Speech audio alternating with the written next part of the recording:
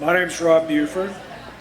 I'm gonna talk about how I got sucked into the Austin punk scene and how it affected the trajectory of my life.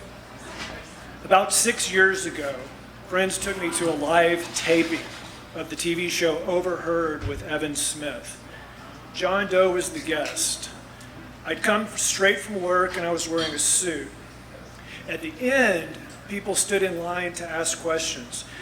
They were all asking about his movies and stuff like that. When it was my turn to ask my question, it went something like this. I saw the decline of Western civilization, dropped out of high school, and wrecked my life. Without missing a beat, John Doe looked back at me and said, "Well, you look like you turned out okay." For a very long time, I was ashamed of my punk rock history. I was terrified people would reject me if they found out about it. But rumors followed me wherever I went. Even worse, they were all true. It all started when I sat next to a guy named Mike DeLong in 8th grade. And Mike, like me, was interested in skateboarding and drugs. Mike introduced me to Andrew Gates, then known as Andy, and he is Chris and Nathan's little brother. This led me to Easy Roller Skate Shop, Inner Sanctum, and into all kinds of trouble. Tim Kerr, Nathan, and Biscuit all worked at Easy Rollers. Terry Laird gave me my first punk haircut at Scarlet Angel. So that's how I was introduced. For some reason that's still a mystery to me, I went all in. I dropped out of Austin High, landed in Austin's first pilot school for fuck-ups we called Switchblade High. A lot of the punk and metal kids ended up there. Drugs were a major focus. One of the first tricks I learned as a newly minted punk was how to steal student backpacks at La Fun video game arcade, then walk across the street and sell the textbooks back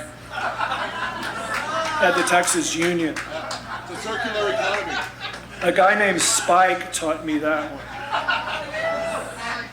I was in a bunch of different bands. Crotch Rot was the most successful. Thanks to the big boys, we got on the bill at lots of major shows. We got to open for Minor Threat, Circle Jerks, Misfits, Detroits, and the list goes on and on and on. And to a 16-year-old kid, that was pretty cool. And I rode that wave for several years, but it was not to last. My lifestyle started to catch up with me in the summer of 1984 when I had a stroke while riding a skateboard down 29th Street on acid. Somehow I made it to the Ove House and just sat there for like a number of hours before I finally was able to make my way home.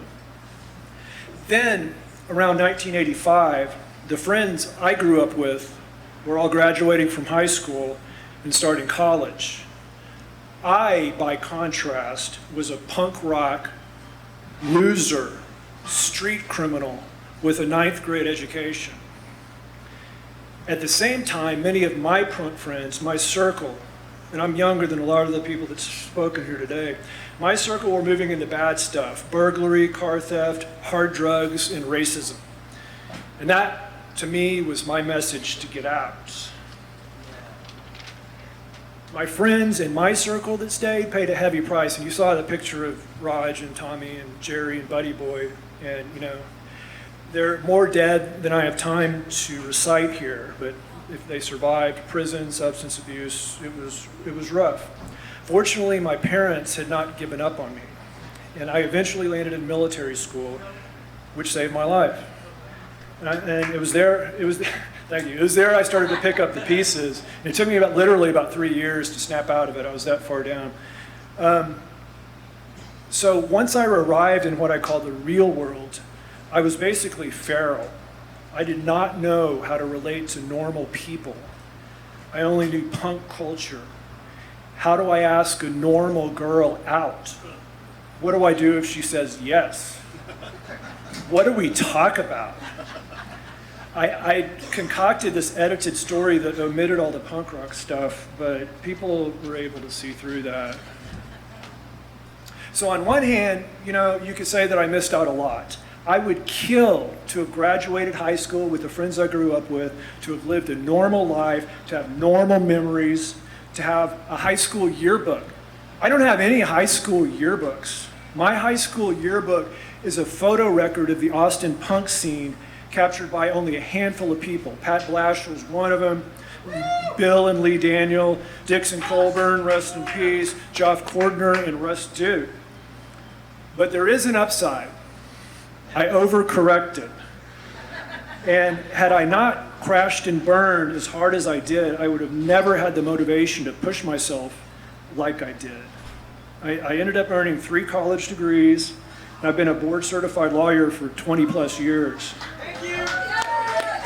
And if you knew me back then, that future would seem unimaginable. Congratulations. Over time, I came to terms with everything and reconnected with my old punk friends. And I was in a band for years with Buff, he's here, Parrott, Pat Doyle from The Offenders, and even Tony Offender for a while until he passed away. And we even played here a few times. And I still skateboard all the time. I was at the skate park this morning, skate with Mikey Laird, who's talking after me, Chris Levac. I love my job. Life is great. So, in conclusion, I guess I'll say I guess John Doe was right. I did turn out okay. I have a great wife, and I have more close friends than I can count. And I've become more thankful for that every day. Thank you.